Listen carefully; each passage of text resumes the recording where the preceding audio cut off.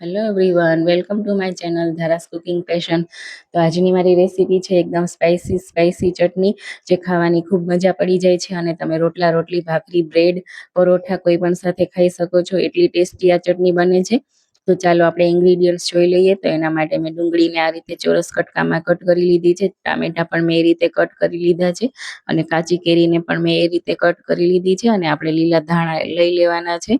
પછી આપણે આદુને આ રીતે કટ કરીને લેવાનું છે અને સ્પાઈસી મરચી આવે છે એ લઈ લેવાની છે અને લસણ પણ આપણે લઈ લેવાનું છે. તો હવે આપણે પહેલા એક મિક્સર જાર લેવાનું છે અને એમાં સૌપ્રથમ આપણે કાચી કેરી એડ કરી દેવાની છે.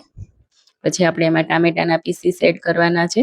ત્યારબાદ આપણે એમાં ડુંગળી એડ કરી દેવાની છે.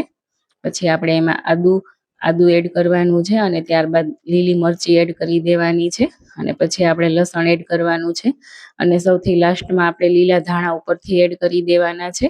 અને હવે આપણે એમાં 2 ચમચી જેટલા ચોખાના પૌવા એડ કરવાના છે, જેનાથી ચટણીની થિકનેસ ખૂબ સારી આવશે. પછી આપણે એમાં આખું જીરું એડ કરવાનું છે અને સ્વાદ મુજબ મીઠું એડ કરી દેવાનું છે. ત્યારબાદ આપણે એમાં 1 ચમચી ધાણા જીરું પાવડર એડ કરવાનું છે અને પછી ચપટીક જેટલી હળદર એડ કરવાની છે, જેનાથી ચટણીનો કલર ખૂબ સારો આવશે.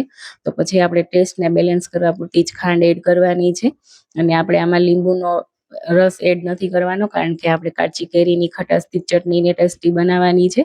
ત્યારબાદ આપણે એમાં થોડું એવું પાણી ઉમેરી ચટણીને બરાબર પીસી લેવાની છે. તો તમે જોઈ શકો છો આપણી ચટણી કેટલી સરસ બની છે. એકદમ થિકનેસ પણ આવી ગઈ છે ચોખાના પૌવા એડ કરવાથી. તો તૈયાર છે આપણી સ્પાઈસી એવી ચટણી, જે ખાવામાં ખૂબ જ ટેસ્ટી લાગે છે. આ ચટણી તમે ઢોકળા કે સેન્ડવિચ સાથે પણ સર્વ કરી શકો છો અને તમે પરોઠા, રોટલા, રોટલી કે ભાખરી સાથે ખાશો તો પણ ખૂબ ખાવાની મજા પડી જશે. અને તમને આ ચટણી ચાટ સાથે પણ સર્વ કરી શકો છો. એટલી ટેસ્ટી આ ચટણી બને છે. તો તૈયાર છે ખાટી, મીઠી અને તીખી એવી આ સ્પાઈસી ચટણી, જે ખાવામાં અને દેખાવમાં ખૂબ સારી લાગે છે. તો આ ઓલ ઇન વન ચટણી છે. તો તમે પણ આ રેસીપી એકવાર ચોક્કસથી ટ્રાય કરજો.